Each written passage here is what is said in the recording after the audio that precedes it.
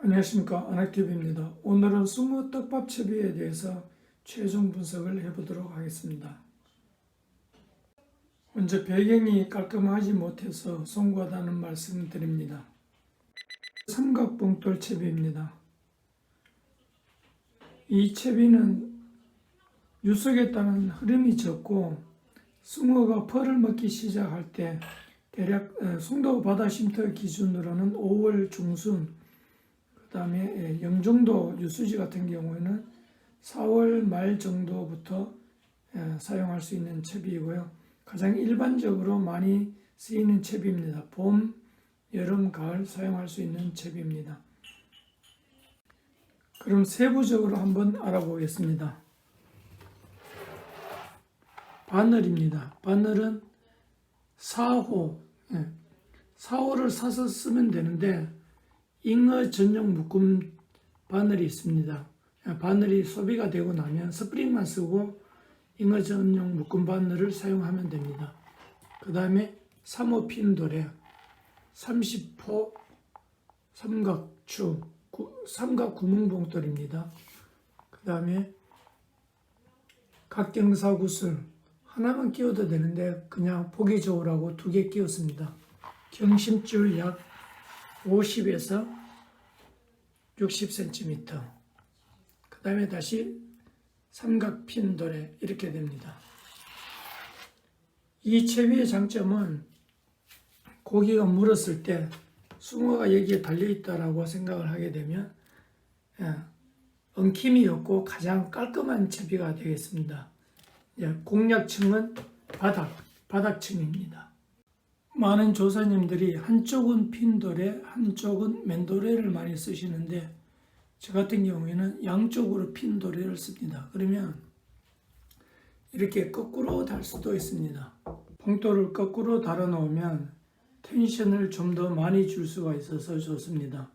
그래서 핀도레를 양쪽 다 핀도레를 사용합니다. 이 채비는 고리봉돌 천평 채비입니다. 찌를 이용해서 미끼를 띄우는 방식입니다. 주로 숭어가 유영을 할 때, 회유를 할 때 유용한 채비입니다. 수심이 너무 깊으면 사용하기 힘들고요. 2m 내지 3m 정도인 곳에서 사용할 수 있습니다. 예를 들면 강화도, 갯벌, 그 다음에 영종도, 유수지 같은 곳에서 사용하기 좋은 채비입니다. 세부적으로 보시겠습니다.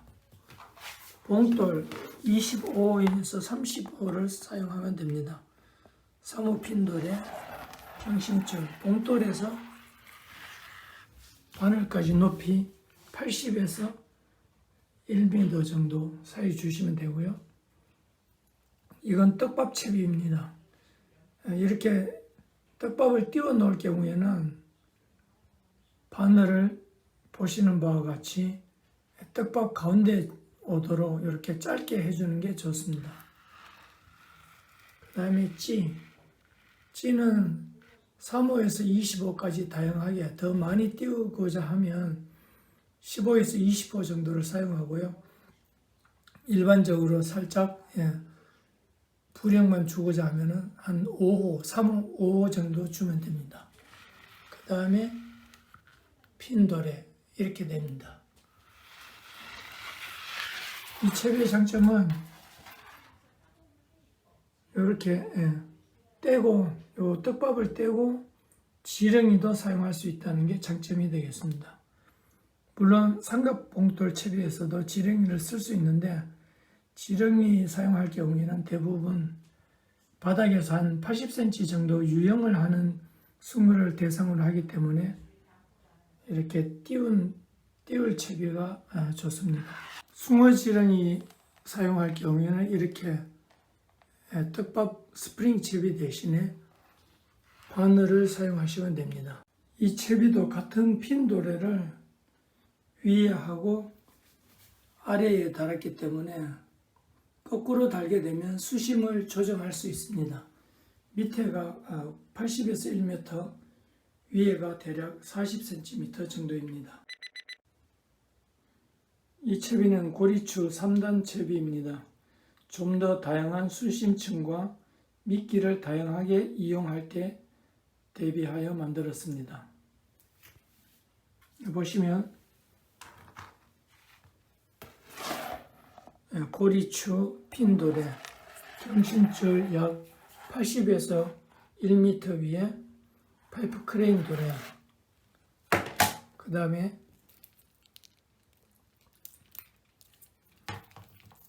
그 위에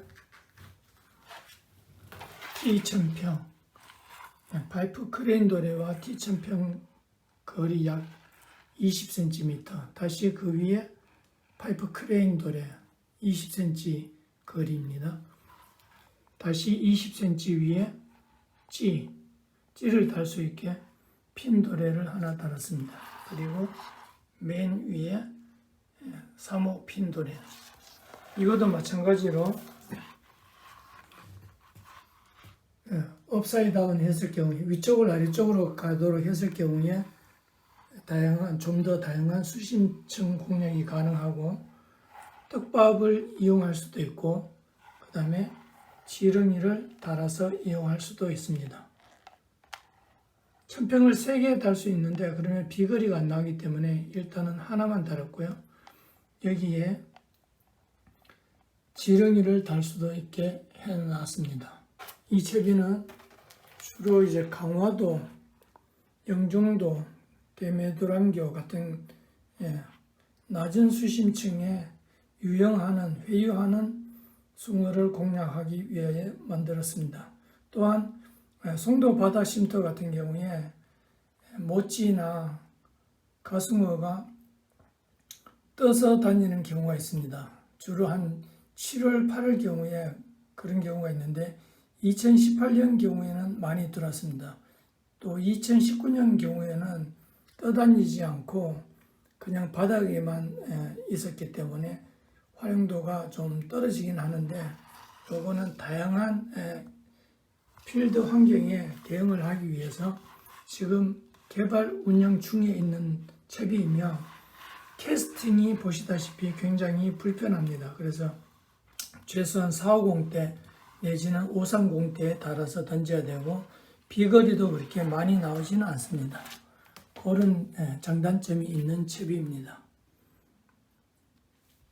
여기도 핀도래이기 때문에 찌 부력을 조정할 수 있도록 하였습니다. 이 채비는 감성볼 채비입니다. 원래는 동해안에서 감성돔을 공략하거나 도다리 낚시를 할 때 사용하는 채비인데, 서해안에서 지금 시험 테스트 결과 아주 좋은 성과가 있어서 2020년도에 주력으로 바닥층의 숭어를 공략할 때 사용할 채비입니다. 세부적으로 보시면 이 스프링 채비는 똑같습니다. 4호 바늘은 4호 내지 5호를 쓰면 되고요. 주로 4호, 그 다음에 가을에 입질이 크게 들어올 때는 5호를 사용하시면 됩니다. 스프링 채비에 잉어 전용 묶음 바늘, 그 다음에 3호 핀돌에 같고요. 감성볼, 구멍봉돌입니다. 환추라고도 하죠. 감성볼, 그 다음에 대략 60cm 정도의 경심줄, 그 다음에 3호 핀돌에 이렇게 됩니다. 이것도 마찬가지로 업사이드 다운, 위쪽을 아래쪽으로 가게 해서 사용할 수도 있습니다. 이 감성볼 채비를 사용하는 이유는 동해안에 가니까 이게 모래사장에 박혀서 텐션을 아주 세게 잡아줄 수 있더라고요. 서해안에서도 그래서 한번 시험 삼아 사용을 해봤는데 유속이 빠르지 않는 곳에서도, 예를 들어서 영종도 같은 경우에서도 입질이 굉장히 좋았고요. 그 다음에 송도 바다 쉼터 같은 경우에 얼핏 생각하기에는 삼각봉돌이 덜 흐를 것 같았는데 이 환추 감성볼 채비가 오히려 조류에 떠내려가는 게 덜 하더라고요. 그래서 이번 연도에 한번 시험적으로 운영을 해보고 이게 이제 물에 떠내려가는 게 삼각봉돌보다 더 적게 떠내려간다. 안 떠내려간다고 할 경우에는 이 환추를 사용할 계획입니다. 이미 필드 테스트는 끝났고요. 좀 더 이제 비교 테스트를 한 후에 사용할 계획입니다.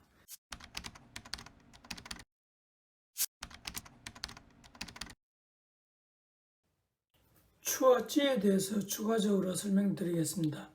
송도 바다 쉼터의 경우에는 캐스팅하는 발판이 높아서 떡밥과 낚싯대가 거의 45도의 경사를 이루게 됩니다. 그래서 이런 봉돌을 쓸 경우에는 스나이퍼 봉돌을 쓸 경우에는 굴러가고 그 다음에 봉돌이 이렇게 들리기 때문에 많이 흘러갑니다. 그래서 삼각 봉돌을 거꾸로 달아서 사용을 하고 강화도나 영종도에서 사용하는 찌를 달 수가 없습니다. 찌를 달게 되면 봉돌이 자꾸 들리면서 흘러가기 때문에 옆에 사람한테 피해를 줍니다. 특히 송도 바다 쉼터 데크의 경우에는 낚싯대가 30cm 간격으로 따닥따닥 붙기 때문에 이 삼각봉돌을 거꾸로 다는 방식으로 해서 텐션을 강하게 주고 떡밥을 띄우는 방법으로 하는 것이 바람직합니다.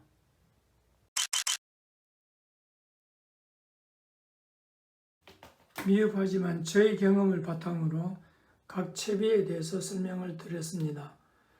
여러 조사님들이 각각의 다른 채비를 사용하시고 또 전문 조사님들도 계시기 때문에 이 채비에 대해서는 제가 개인적으로는 자신을 하지만 꼭 이 채비를 써야 된다는 법은 없습니다. 여러분들이 각각의 채비에 대한 장단점을 이해하시고 숭어 낚시를 좀 더 재미있게 즐길 수 있도록 하는데 조금이나마 도움이 되었으면 합니다. 여러분 시청 감사합니다. 가시는 길에 항상 어복이 가득하시기를 기원합니다. 감사합니다. 구독과 좋아요 부탁드리겠습니다.